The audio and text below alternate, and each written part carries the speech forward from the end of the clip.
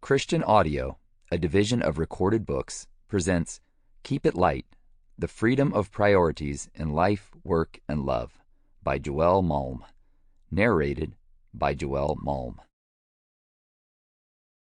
To Emily and Elise. Chapter 1. Keeping It Light. A traveler is happier the lighter his load. Marcus Felix. I lead outdoor expeditions around the world with an organization I started, Summit Leaders.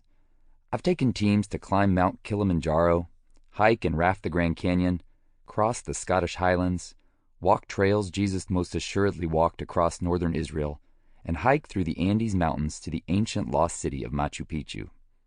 Most of the people who join me on these trips have never done a major hike before, which is what I want.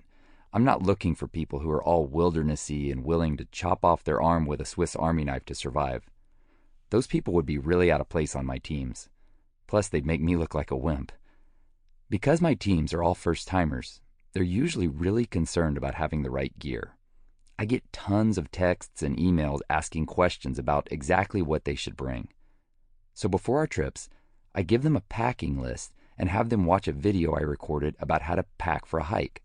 I show them exactly what I bring. I want them to feel confident, but not overpack. But most people still bring way too much with them. Some commission-based salesperson at the outdoor store saw them coming and convinced them they needed every gadget in the store or else they would die on the mountain. They show up for the hike loaded down with gear. This is a serious problem. A pack that's too heavy will wear you out and you won't be able to successfully complete the hike. So I set a weight goal for the bags, and the night before we leave for the trail, I'll often weigh them. If a bag is too heavy, I have that hiker start pulling stuff out. This process gets highly emotional in a hurry. People get really sensitive about their stuff. I've seen CEOs of large organizations nearly burst into tears when I have them leave some things behind. Some folks even get angry.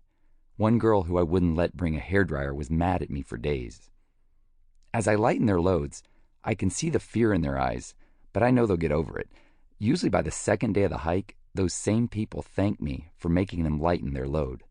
They realize just how hard the hike would have been with all that extra weight on their backs.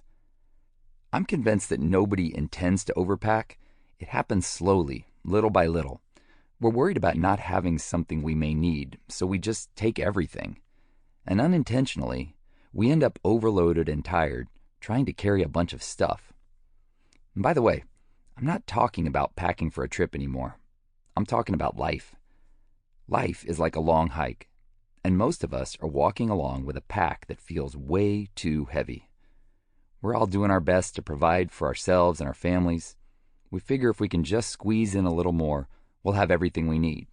Like a hiker picking up rocks along the trail, thinking we might need them at some point to throw at a bear or lion, we take on more and more, but eventually we get overloaded. We're weighed down by financial burdens. We're doing all we can to provide for our families and give our kids what we never had growing up, but it seems impossible to get ahead. Just when we think there might be some breathing room, a major expense arises. A car or appliance breaks down, a medical emergency. It feels like we always just need a little more to feel secure and comfortable. We're weighed down by demands on our time. Work deadlines, overtime, kids' sports schedules. We feel like slaves to our schedules with no time to just relax. When there is a moment to relax, we feel guilty, thinking surely we're dropping one of the many balls we're juggling. Sometimes we get so used to being busy that not being busy feels awkward and uncomfortable. We're weighed down by things that consume our energy. Important projects, kids' extracurricular events, and the maintenance we have to do just to keep life from falling apart. Add to that all the things that sap our emotional energy, relational conflict, responsibilities, seeking others' approval, managing their expectations and opinions. They all take a toll on our physical and emotional well-being and leave us, tired. I heard someone say, the world is run by tired people. Basically, yes, it is. If we could take an entire day to sleep, most of us would. But anxiety and stress actually keep most of us from sleeping soundly, making us even more tired. Maybe for you, things are under control most of the time. Sample complete. Ready to continue?